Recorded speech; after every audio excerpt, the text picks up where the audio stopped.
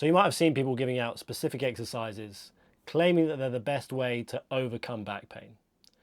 They tell you to strengthen or stretch certain muscles, avoid specific movements, or follow one magical routine forever. But this isn't really how back pain works.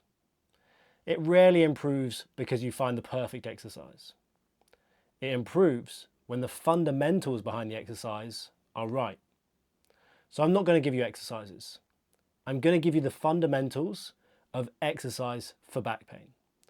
The rules that your body and recovery actually follow.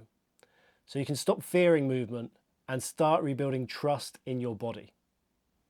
And just to be clear up front, exercises only work when these principles are right. Without them, even the best exercises fail. First of all, I want to be clear. Exercise for back pain is not the same as exercise for strength or fitness. In the gym, the goal is often to push yourself to your limits. But with back pain, the goal is to restore your confidence and tolerance with movement. We're not trying to make your back impressive. We're trying to make it reliable. Once you understand that difference, the rest of it starts to make sense. Your body adapts to what it's exposed to, but only if it's exposed in the right way. And that's true whether you're training for muscle or recovering from pain. The mistake people make is thinking progression only means heavier weights or harder exercises. But for pain, progression is much broader than that. It might mean moving a little bit more, moving with less tension, more confidence, or simply moving without constantly bracing or protecting your back. The key idea is gradual exposure, not forcing your way through pain. Avoiding movements and positions reduces your tolerance to them. Thoughtful exposure rebuilds that tolerance. Which brings us to the next big mistake that people make. One of the most important decisions in recovery is where you start. And the right starting point is not where you were before you had back pain. It's where your symptoms are manageable and predictable right now. Rehab often fails when people try to train like their old self instead of rebuilding their current self. Starting too easy is rarely the problem. Starting too hard often is. The goal is finding the middle ground, where you can progress without overwhelming yourself or constantly flaring your symptoms. And once you've found that starting point, what matters next isn't doing more, it's doing it consistently. Your body doesn't adapt to what you do once. It adapts to what you do repeatedly. One perfect session, followed by a week of sitting around, doesn't do anything. Predictability reduces perceived threat to your nervous system, and reduced threat lowers your pain sensitivity. A boring and simple plan done consistently will always be a perfect plan that's done occasionally. But even with consistency, setbacks still happen. And this is where a lot of people panic. Your body follows a rule called reversibility, which is more commonly known as use it or lose it. If exposure to a stressor stops, in this case movement or exercise, the adaptations that you've made will start to fade away.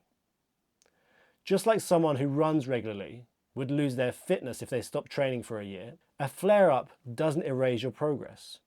It usually means that your nervous system has become more cautious again. And here's the important part.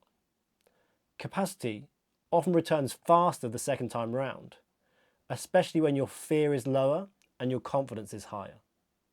What keeps people stuck isn't reversibility. It's believing that reversibility means harm.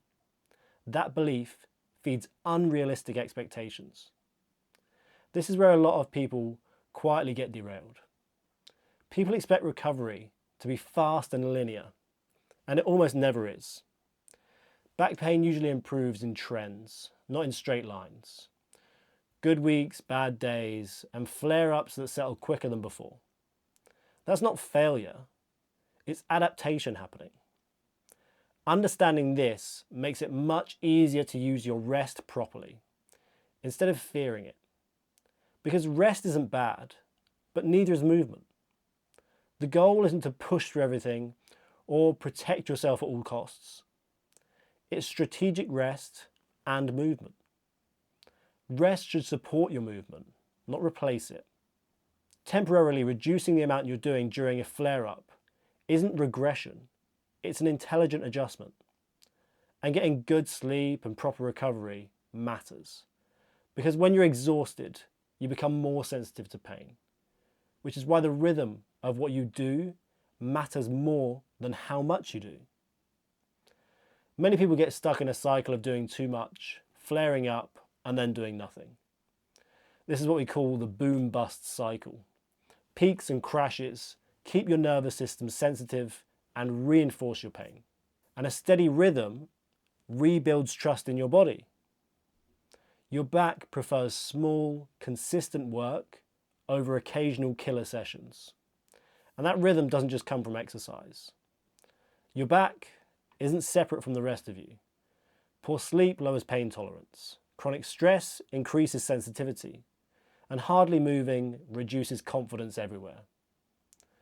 You don't rehab a back in isolation to the person attached to it. That's why movement, mindset, and lifestyle all matter. Back pain recovery isn't about finding the right exercise. It's about applying the right principles to movement that you can already do. And the most important thing that adapts during recovery isn't your spine or your muscles. It's actually your confidence. Confidence to move, to lift, and to live normally again. When confidence improves, your pain will often follow. If this helped you rethink exercise and back pain, go and watch my The Truth About Back Pain series, where I correct major myths around back pain. And if you want more calm, honest truths about back pain, subscribe, and I'll see you in the next one.